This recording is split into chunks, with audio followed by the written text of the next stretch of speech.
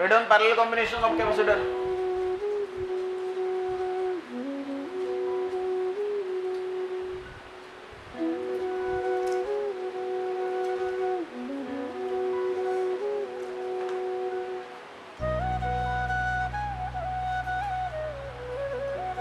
देखिए series combination में जितनी भी बड़ी हम लोग ने थ्योरी लिखी हुई है, आपका माइंडसेट ये कहता है कि जिस समय आप पढ़ाई करने बैठते हो, मैं हमेशा बोलता हूँ, अभी भी बोल रहा हूँ, फिर भी आप जब पढ़ाई करने बैठते हो तो आपको इतनी बड़ी थ्योरी नजर आती है ना। तुम देखो तो तुम्हारे एक डेढ़ पेज आपके थ्योरी लिखने में निकल गए होंगे। अबे तुम देखो उसमें तो कुछ नहीं है थ्योरी में, ये इसको कनेक्ट, ये इसको कनेक्ट, ये इसको कनेक्ट, ये पॉजिटिव बना रहा है, ये नेगेटिव बनेगा, फिर ये पॉजिटिव, फिर ये चलेगा इधर, फिर ये पॉजिटिव बनाएगा, फिर ये नेगेटिव, ऐसा ही तो लिखा है वहां पे। अब हम लोग करते क्या है, समझते नहीं है, और फिर इतनी बड़ी थियरी देख के डर जाएंगे, और फिर थियरी देख के डर जाएंगे तो हम लोग पढ़ेंगे नहीं। अब पढ़ेंगे नहीं तो पता ही कहां से चलेगा कि उसमें लिखा गया है। उसमें अगर अपने मन से भी लिखी थ्योरी तो क्या आप थ्योरी बना सकते हो? अबे थ्योरी ज्यादा नहीं पढ़ी जाती आपकी, बस देखी जाती है कि थ्योरी लिखी है या नहीं, समझे? हाँ, अगर हमारे जैसा रहा तो हम लोग पकड़ लेंगे थ्योरी में क्या लिखा है तुम लोगों ने, ठीक है? क्योंकि एक दो लाइन लिखने से ही हम लोग पकड़ लेंगे भैया तुम लोग कितनी थ्योरी अच्छे से लिखी होगी और कितना फेंका होगा उसमें, है ना? तो सही बोल रहा हूं ना? तो हम लोग समझ जाते, फिर वो एक मार्क वहीं से गायब हो जाएगा तुम्हारा, और फिर डेरिवेशन तो आप सॉल्व करते ही हो, ठीक है? चलिए, जैसी थ्योरी उसकी थी वैसी थ्योरी अभी इसकी भी रहेगी। अब पैरेलल कॉम्बिनेशन, ध्यान दो इधर अच्छे से। अब पैरेलल कॉम्बिनेशन में कैपेसिटर को कैसे कनेक्ट करना है? पैरेलल कॉम्बिनेशन में कैपेसिटर को कैसे कनेक्ट करना है? पैरेलल कॉम्बिनेशन, पैरेलल में कनेक्ट करना है, तो ये पहला कैपेसिटर हो गया।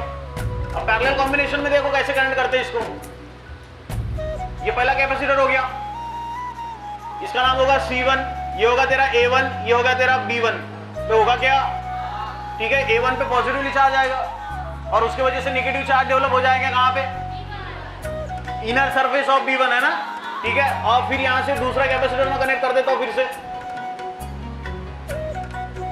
ये आपका सेकंड कैपेसिटर कनेक्ट हो गया। Now this is your C2, इसके लिए भैया ये A2 हो गया, ये तेरा B2 हो गया, ठीक है ना? अगर आप ढंग से देखो तो आपको कुछ पढ़ाई करने की जरूरत ही नहीं है, अगर आपने तरीके से इसको ध्यान में रखा तो। इसका मतलब ये मत निकाल लेना कि पढ़ाई नहीं करनी है। हाँ, अब ये तीसरा कैपेसिटर कनेक्ट कर दो ऐसे। Now again this is your third capacitor, यहां आएगा क्या बताने की जरूरत है नहीं, यहां आगे तेरा C3, यहां आगे तेरा A3, यहां तेरा B3, कुछ समझ में आ रहा है? अब ये जो दो जंक्शंस मिले मेरे पास में, ये एक जंक्शन और एक जंक्शन, ये A और ये B कर दो इसको, और ये और B कनेक्ट कर दो इलेक्ट्रिक पोटेंशियल को, ये हो गया तेरा इलेक्ट्रिक पोटेंशियल का connection. And this diagram for parallel combination, clear? तो ये आ गया तेरा हाई पोटेंशियल, है ना? यहां आ गया तेरा पॉजिटिव, ये है तेरा नेगेटिव, ये तेरा इलेक्ट्रिक पोटेंशियल। अब तीन कैपेसिटर मैंने लिए हैं, कौन सा, C1, C2, C3, कैसे कनेक्ट किया मैंने? पैरेलल कनेक्ट किया। कैसे कनेक्ट किया हुआ है? पैरेलल। चल देगा पैरेलल कनेक्शन का एक जंक्शन मेरा A है, दूसरा जंक्शन मेरा B है। ये जो पॉइंट्स मिलते हैं इसको जंक्शन कहते हैं हम लोग, ठीक है? सेकंड लास्ट बेंच, श्रेया, ये आपका पहला जंक्शन हुआ, या आपका सेकंड जंक्शन हुआ। जैसे यहां से करंट आएगा तो यह करंट यहां मिलने के बाद में करंट यहां डिवाइड हो जाएगा तीन हिस्सों में, ठीक है? तो इधर जाने वाला करंट कहेंगे हम लोग I1, इधर जाने वाला करंट क्या होगा आपका, या I1 नहीं बोलना है इसको, तो I सफिक्स I1 ही बोल लो इसको, क्योंकि मैं A1 B1 के ले रहा था पहले। हाँ, I1 ही बोल लो इसको। इधर से जाने वाला करंट क्या हो जाएगा, I2। So I2 is a current flowing through the capacitor C2, I1 is a current flowing through the capacitor C1, और यहां से आया तेरा I3, और I3 is a current flowing through the capacitor C3, ठीक है? अब ये जितना करंट यहां से गया है, जो करंट यहां गया वो करंट यहां गया, जो इधर आया था करंट क्या वही आया था, करंट क्या था तेरा I, तो I का इक्वेशन क्या होगा यहाँ पे, I is equal to I1 plus I2 plus, और करंट में दौड़ता कौन है, चार्ज। करंट में दौड़ता कौन है, मतलब कौन डिवाइड हो रहा है यहाँ पे, कौन डिवाइड हो रहा है, और इसमें इलेक्ट्रिक पोटेंशियल क्या रहेगा, सेम। इलेक्ट्रिक पोटेंशियल क्या रहेगा, सेम। बोले तो कांस्टेंट कंसीडर कर लीजिए, तो इसके अक्रॉस में इलेक्ट्रिक पोटेंशियल जरा V3, अरे होगा क्या, इसके सॉरी इस ओनली V रहेगा, ठीक है? हाँ, इसके अक्रॉस में इलेक्ट्रिक पोटेंशियल, अच्छा मैं इसको V3 ले लेता हूँ, बाद में समझा क्या करना है, ठीक है, इसके अक्रॉस में इलेक्ट्रिक पोटेंशियल V2, ठीक है, इसके अक्रॉस में इलेक्ट्रिक पोटेंशियल, अरे होगा क्या, बट कंडीशन क्या बनेगी मेरी, V1 is equals to V2 is equals to V3। अरे समझा क्या इलेक्ट्रिक पोटेंशियल सेम हो जाएगा। कौन बदल रहा है तेरा, चार्जेस, कौन बदल रहा है, चार्ज। तो देख अब according to the definition of capacitor, what is the definition for capacitor, C is equals to